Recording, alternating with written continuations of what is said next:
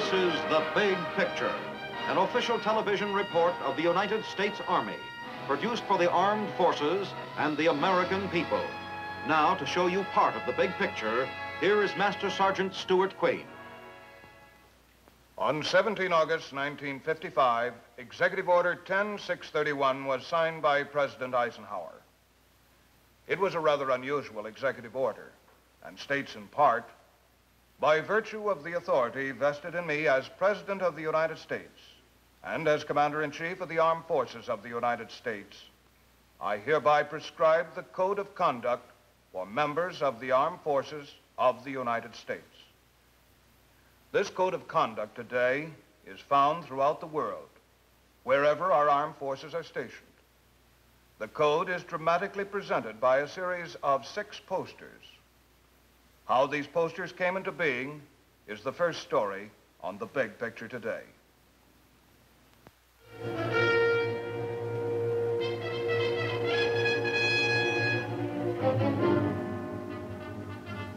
On every bulletin board, in every service installation, the serviceman's code of conduct, set into simply and clearly worded articles by order of the President, it serves as both a reminder and a guide. A reminder of how the American underarms has conducted himself in the past when fallen into enemy hands, a guide enabling today's fighting man to live up to the same high principles of devotion to duty, should that misfortune be his own lot. Stressing the importance that Uncle Sam attaches to the code, your Department of Defense has put into practice an age-old precept. One picture is worth 1,000 words. Posters carrying the meaning of an entire paragraph are to punch home the code's all-important 6 articles. To create these colorful posters, the services of the entire membership of the Society of American Illustrators have been enlisted. The society includes the country's best-known artists.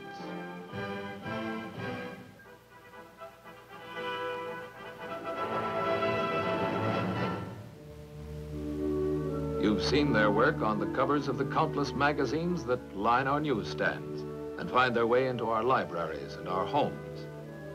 Within these publications, their familiar styles engage our interest and enliven the stories they illustrate.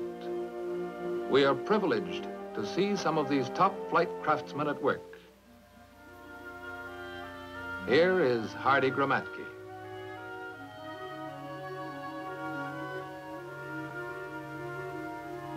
And his Artists' Colony neighbor, Alex Ross, both of whom entered the poster contest sponsored by the Department of Defense. Steve Dohanos, best known for his Saturday Evening Post covers, is another of the 400 contestants. Tom Lovell, who within a few months will find himself among the lucky 6 to win a first award. And Harold von Schmidt, whose own words sum up the sincerity and dedication with which each of these artists approached his work. I'm interested in the part of the code which deals with resisting the enemy by all means available. First thing that came to my mind was someone in our own history, one whom we all know, who was arrested, continued to resist. Nathan Hale, you remember his famous statement, "I only regret that I have but one life to lose for my country." That's a perfect statement. 21 years old when he died. Yet this was what he was willing to do. Puts me in mind of what someone said, "He who dies for his country has lived long enough." The showing of the finished canvases was staged in Washington on the Pentagon's main concourse. There, the Department of Defense's announcement was appropriately framed by the figure of a Continental Rifleman, the first serviceman to know the sacrifices expected of an American prisoner of war. With this turnout of talent, it was no easy task to select the poster which would best illustrate the spirit behind each of the Code's 6 articles.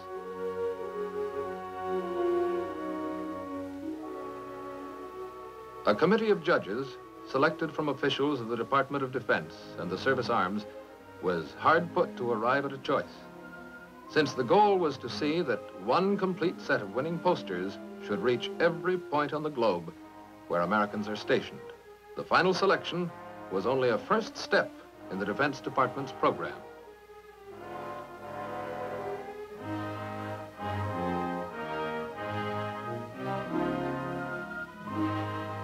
The top award winners must now be handed over to one of the nation's best-known lithograph companies, there to be reproduced as finished posters. A big job, and fittingly enough, the biggest camera in this country is used to make photographic plates of the chosen canvases. Skilled craftsmen and the final word in lithographic machinery will now speed an endless flow of colorful placards to their ultimate destinations. Every point in the world where an American serves, a gigantic project to achieve an all-important goal. Wherever they appear, they will remind the serviceman that continued devotion to country is expected even should he be disarmed and fall into the hands of his enemies.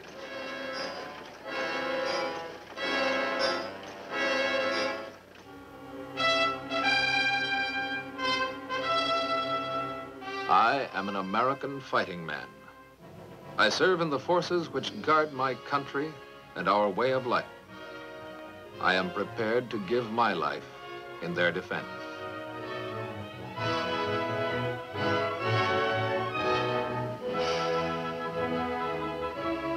I will never surrender of my own free will.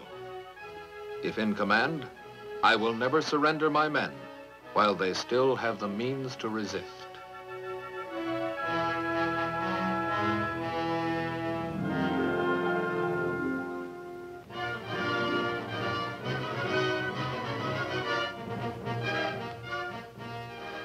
If I am captured, I will continue to resist by all means available.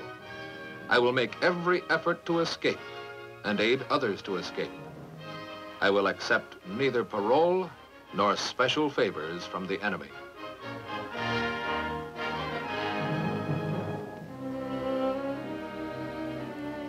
If I become a prisoner of war, I will keep faith with my fellow prisoners.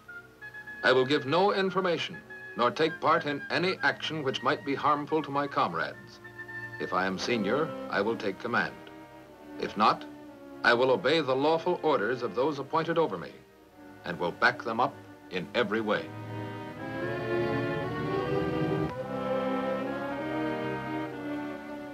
When questioned, should I become a prisoner of war, I am bound to give only name, rank, service number, and date of birth.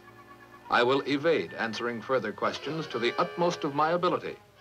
I will make no oral or written statements disloyal to my country and its allies or harmful to their cause.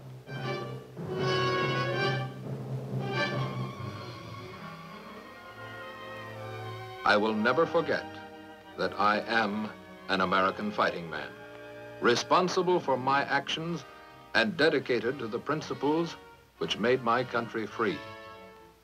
I will trust in my God and in the United States of America.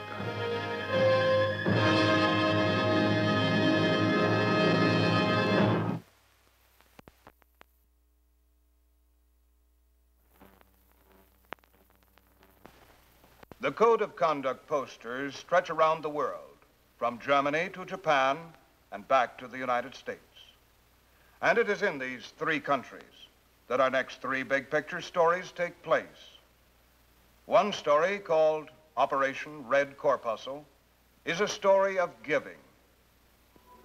It concerns an entire company of men stationed in Germany and how they, as a unit, gave their blood that others might live. Another story takes place in Japan. It is about milk and how this nourishing liquid, taken for granted here at home, reaches our Army personnel 5,000 miles away in the Far East. The third story starts in the United States and is really unfinished. for the leading characters may soon find themselves serving in the most remote corners of the world. This is the story of the men who are learning to operate your Army's newest source of power, derived from the atomic reactor. Nuremberg, Germany, and the first of our next three stories, Operation Red Corpuscle. Nuremberg is the home of the United States 5th Infantry Regiment while they are stationed in Germany. Recently, all the men of the 5th Heavy Mortar Company volunteered to donate 1 pint of blood each to the U.S. Army Blood Bank at Landstuhl, Germany. Meanwhile, out on the hospital helicopter landing pad, 2 big whirlybirds settle down.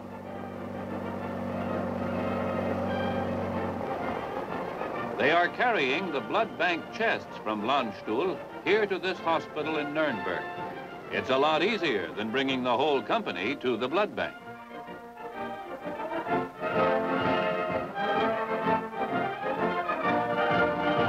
The regimental band, and they're playing a welcome march as the buses roll onto the hospital grounds.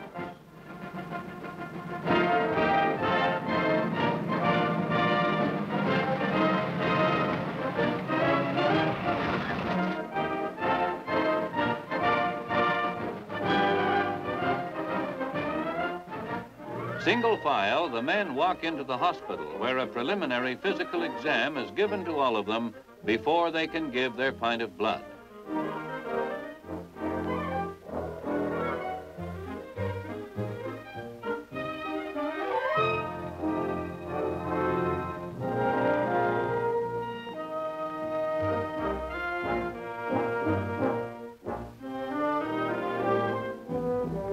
Each man's blood pressure is taken to ensure he's up to par.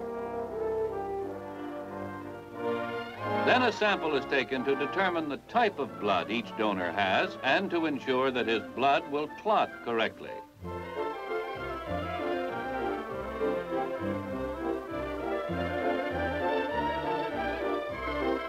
It's only blood, but some fellows just can't stand the sight of it.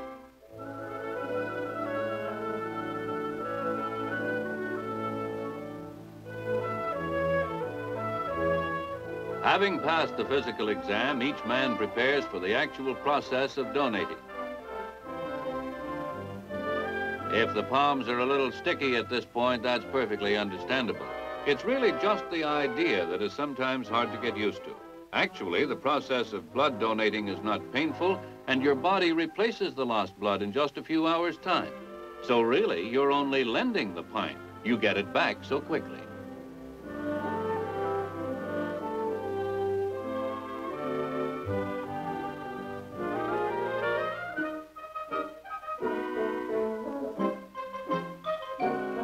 But the fellow on the other end, he's going to be pretty thankful for that little plastic bag of life when it gets pumped back into his arm.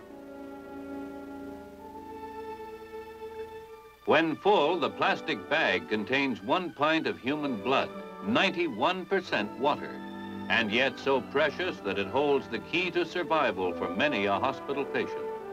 The bag of blood must be placed in a refrigerated blood chest immediately after being filled, or the red corpuscles will start to die.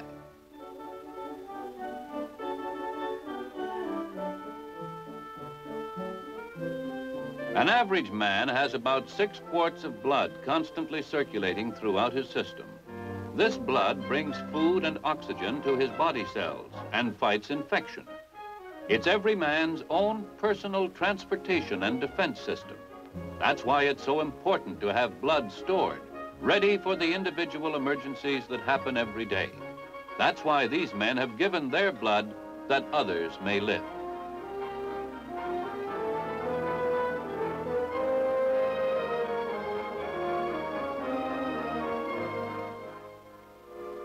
And after donating, free chow for all to help replace those red blood corpuscles.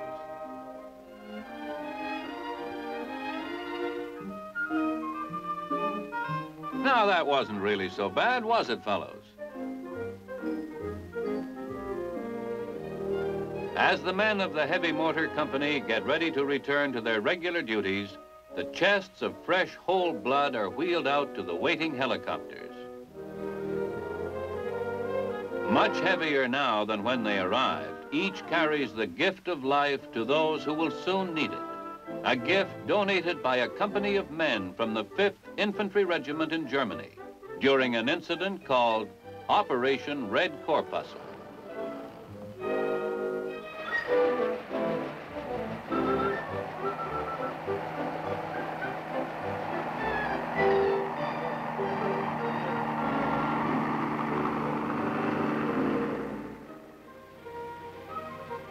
In Yokohama, Japan, your Army supervises an unusual operation.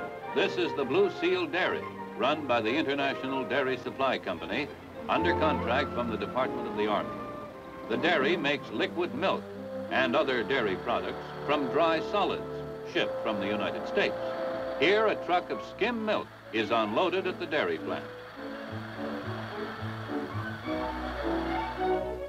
Inside, trained Japanese personnel open the sealed containers and empty them into a hopper for mixing with other ingredients.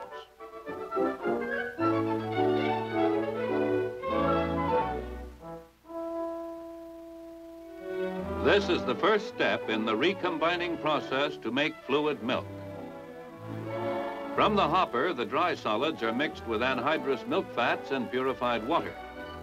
Though run by the International Dairy Supply Company and operated by Japanese personnel, U.S. Army specialists are always in evidence around the plant, for constant inspection is the key to a high-quality product.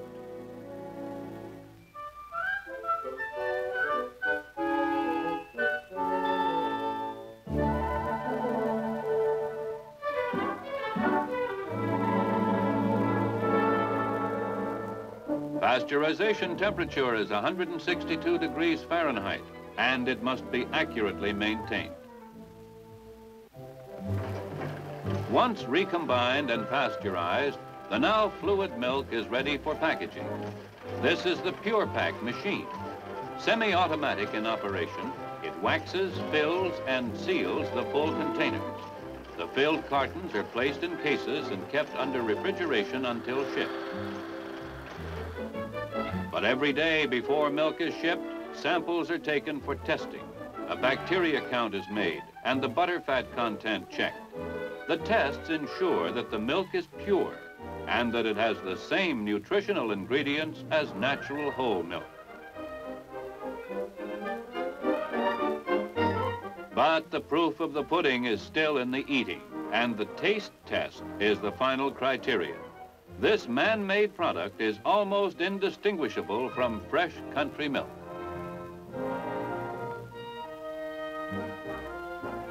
Another product of the Blue Seal Dairy is an American favorite, ice cream. Vanilla, chocolate, strawberry, whatever your choice is, it's sure to be produced. Here is ice cream by the bucket, as bulk containers are filled by modern continuous supply machines.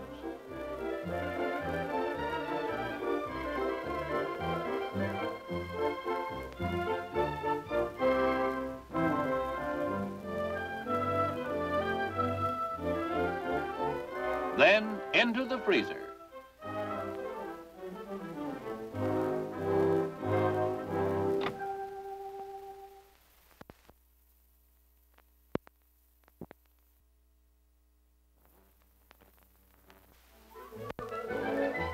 Here's how popsicles are made.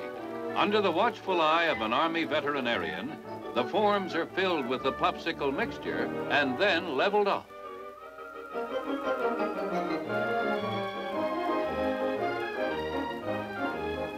Next, the forms are placed in a brine tank to freeze. At the other end, the forms get steamed off, and presto, popsicles.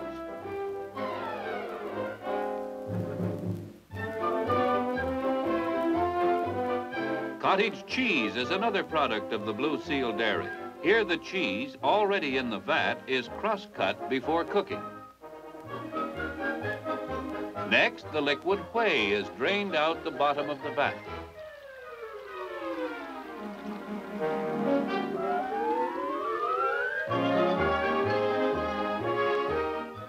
Now the cheese is trenched, and allowed to set for about an hour before being placed in the hopper of the packing machine.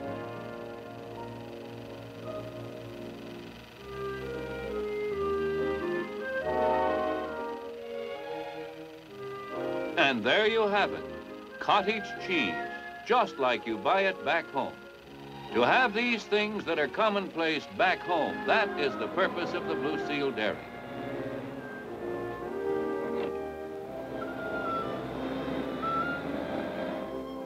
To make available at the commissary store all those foods that American servicemen and their dependents like so much. To make being so far away a little more like home. But it can never be exactly the same. And should you want sour cream, for instance, you've got to mix your own.